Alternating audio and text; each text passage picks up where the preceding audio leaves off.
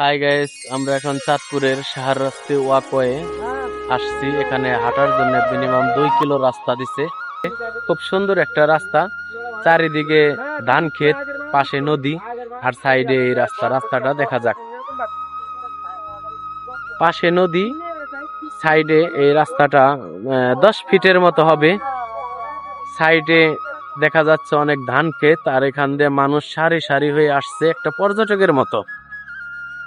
আমাদের সাথে আছে আমাদের শ্রদ্ধেয় ভাই অভি ভাই আছে, আমাদের রাজু ভাই টাঙ্গালের মানিক, আর আমাদের মানিকগঞ্জের মানিক তেওতা জমিদার বাড়ির জমিদার, এটা হচ্ছে আমাদের রানা ভাই।